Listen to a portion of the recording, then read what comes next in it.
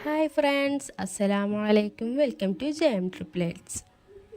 അപ്പോൾ നമ്മളിന്ന് വന്നിട്ടുള്ളത് പെട്ടെന്ന് തന്നെ തയ്യാറാക്കാൻ പറ്റുന്ന ഒരു ബ്രേക്ക്ഫാസ്റ്റിൻ്റെ റെസിപ്പി ആയിട്ടാണ്. അപ്പോൾ എല്ലാവരും വീഡിയോ മുഴുവനായിട്ട് സ്കിപ്പ് അടിച്ചാതെ കാണാൻ ശ്രമിക്കണം. അപ്പോൾ നമുക്ക് വീഡിയോയിലോട്ട് കിടക്കാം.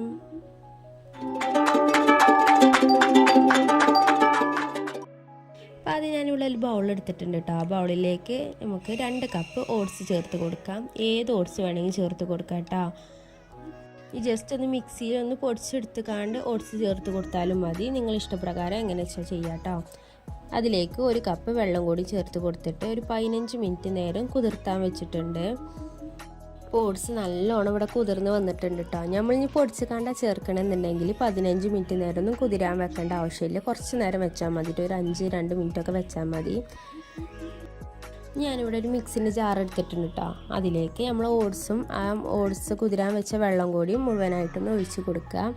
അതിന് ശേഷം വെള്ളം വേണമെന്നുണ്ടെങ്കിൽ ഒരു 1/2 കപ്പ് വെള്ളം കൂടി ചേർത്ത് കൊടുക്കുക കേട്ടോ. ഞാനിവിടെ ഒരു 1/2 കപ്പ് വെള്ളം കൂടി ചേർത്ത് കൊടുത്തിട്ടുണ്ട്.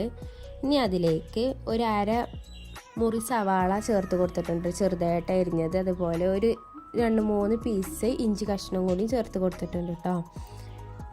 ഇനി അതിനാവശ്യമുള്ള ഒരു ഉപ്പും കൂടി ചേർത്ത് കൊടുത്തിട്ടുണ്ട് കേട്ടോ. ഞാൻ ഒരു 1/4 ടീസ്പൂൺ ഉപ്പാണ് ഇവിടെ ചേർത്ത് കൊടുത്തിട്ടുള്ളത്. ആവശ്യത്തിന് ഉപ്പ് നിങ്ങൾക്ക് ചേർത്ത് കൊടുക്കാം കേട്ടോ.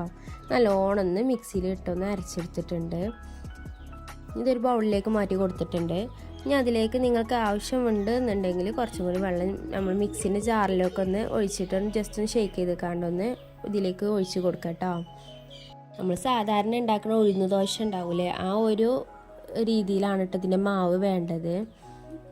അപ്പോൾ അതങ്ങനെ ആയിട്ടുണ്ട്. ഇനി നമുക്കിവിടെ ഒരു പാൻ എടുത്തിട്ടുണ്ട് കേട്ടോ. ആ പാനിൽ എണ്ണ പരത്തേണ്ട ആവശ്യമൊന്നുമില്ല. നോൺ സ്റ്റിക്കിൻ്റെ പാനാണെന്നുണ്ടെങ്കിൽ നല്ല ഹൈ ഫ്ലെയിമിൽ വേണ്ടത് വേവിച്ചെടുക്കാൻ. അപ്പോൾ അതേപോലെ നമ്മൾ പരത്തിയെടുക്കുമ്പോൾ നല്ല ഹോൾസ് ഇങ്ങനെ വരും കേട്ടോ. എന്നിട്ടൊന്ന് മറിച്ചിട്ട് കൊടുക്കണം. അടിഭാഗം നല്ല മുരിഞ്ഞതിന് ശേഷം മറിച്ചിട്ട് കൊടുക്കട്ടോ, അല്ലെങ്കിൽ പൊട്ടിപ്പോരാൻ സാധ്യത ഉണ്ട്.